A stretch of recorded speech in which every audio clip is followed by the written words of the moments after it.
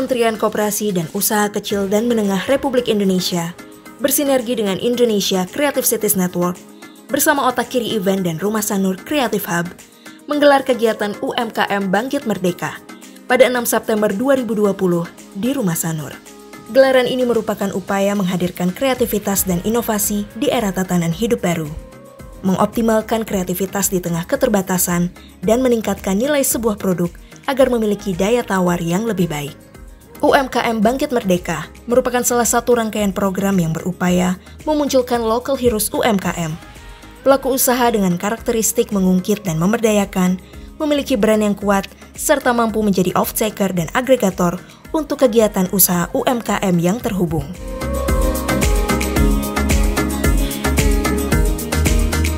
Adapun kegiatan ini dibuka secara resmi oleh Menteri Koperasi dan Usaha Kecil dan Menengah Republik Indonesia, Teten Mas Duki, serta diikuti oleh 23 UMKM yang menghadirkan beragam produk kreatif di bidang kuliner, kerajinan, aksesoris, dan fashion, melalui berbagai pendekatan seperti karakteristik lokal daerah, keseimbangan alam, kreativitas barang bekas, hingga seni lintas bidang. Kita nggak bisa diam, kita nggak boleh menyerah, kita jangan patah semangat, kita tetap harus survive dan kita malah harus segera bangkit. Saya senang dengan tindak Gansar ini, saya kira memberikan spirit untuk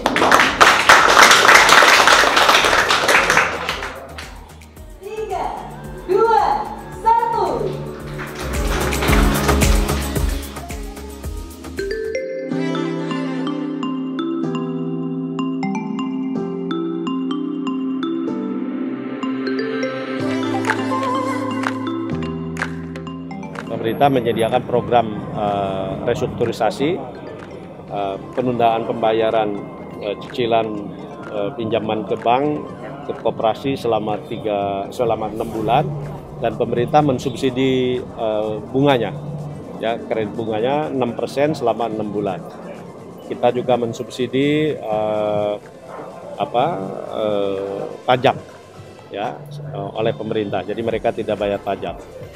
Nah, lalu yang unbankable, yang belum pernah punya pinjaman ke bank, usaha mikro rata-rata, kami sekarang menyediakan bantuan presiden produktif untuk usaha mikro. Ini hibah, ini bukan pinjaman, 2,4 juta untuk 12 juta usaha mikro, total 22 triliun, tapi ini ada opsi untuk diperlebar jadi 15 juta. Dan hari ini sudah lebih dari 60% penyerapannya. Akhir September ini udah 100%.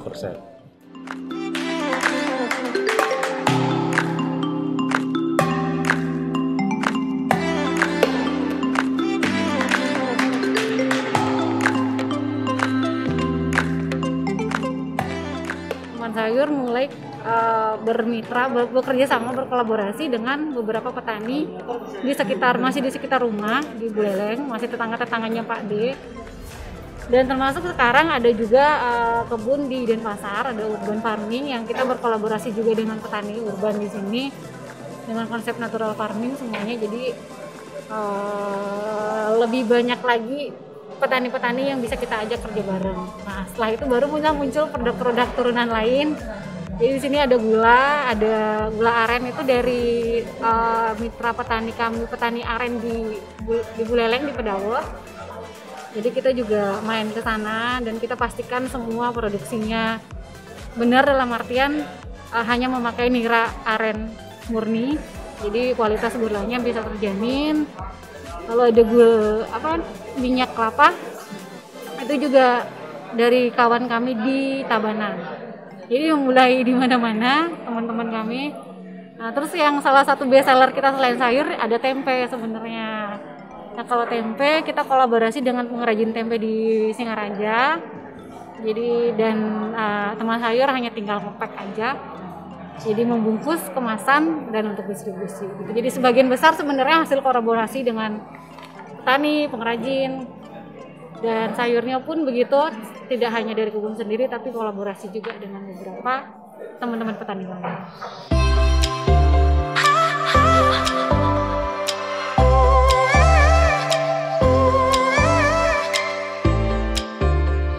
Karena memang inspirasinya dari alam, jadi aku nggak mau pakai palet-palet warna yang ngepop. Untuk tanahnya sendiri aku kolek dari tanah dari Bali, memang ada suppliernya, cuman aku mix ulang lagi sama bahan-bahan alam kayak misalnya tulang ayam kayak gitu-gitu. Jadi warnanya putih ini semua natural dan nggak ada yang sama antara satu sama yang lainnya kayak gitu. Kita merasa ini tuh cukup loh, alam tuh udah baik gitu ngasih kita segini banyak.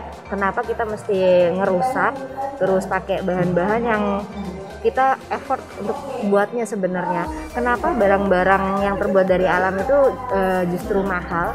Karena bahan bakunya sendiri tuh nggak tersedia banyak gitu loh.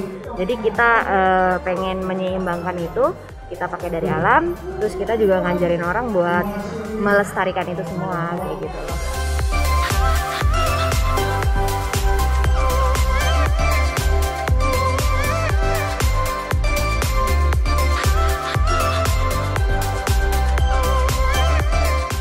Kunang sendiri tuh konsepnya itu simple, minimalis, dan everyday wear. Salah satu alasannya itu juga karena kita ingin membumikan apa yang kita kerjakan.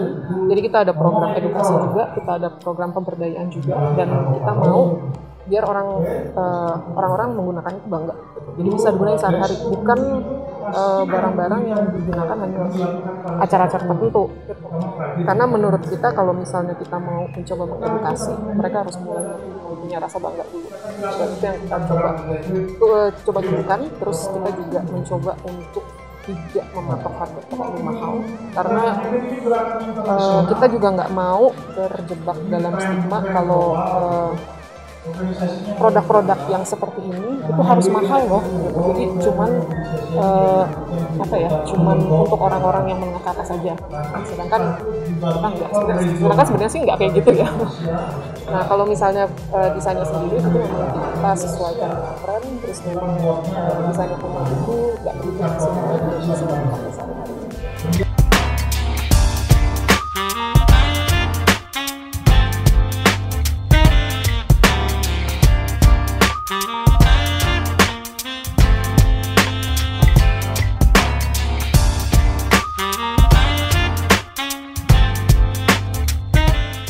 UMKM Bangkit Merdeka Tindak Gangsar seri perdana ini juga dimeriahkan dengan agenda talk show, art performance, diskusi panel, serta workshop.